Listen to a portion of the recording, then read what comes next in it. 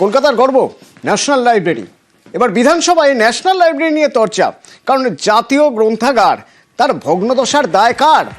বিধানসভায় প্রশ্ন তুললেন পদ্ম বিধায়ক অশোক লাহিড়ী।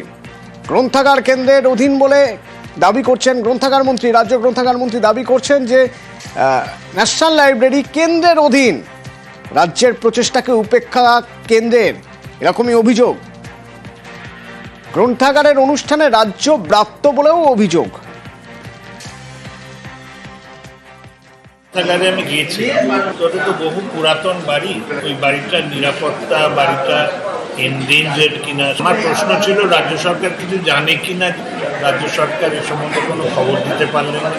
কারণ এ কথা সত্যি যেটা কেন্দ্রীয় সরকার, কিন্তু আমার পাড়ায় ওরকম একটা যদি কিছু থাকে আমার তো একটু উৎসাহ থাকবে যে কী হচ্ছে, কেমন হচ্ছে, সেটাই আমার প্রশ্ন ছিল।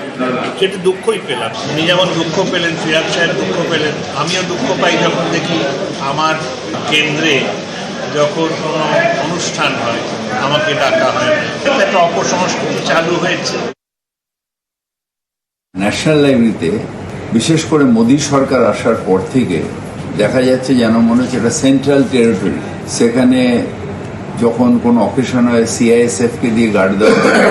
লোকাল বিধায়ক, আগে আমি ছিলাম, এখন মুখ্যমন্ত্রীর এলাকায়, আমাদের ডাকা তো দূরের কথা, কোনো রকম কনসালটেশন। আগে কমিটির মধ্যে লোকাল বিধায়ক থাকতো, সেগুলোকে বার করে দিয়ে এখন যেন হচ্ছে কেন্দ্রীয় শাসিত অঞ্চল হয়ে গেছে ন্যাশনাল লাইব্রেরি। ন্যাশনাল লাইব্রেরি আমার এলাকার একটা গর্ব, কিন্তু এখন যেন মনে হচ্ছে যে ন্যাশনাল লাইব্রেরি আমাদের কাছে ব্রাত্য হয়ে যায়।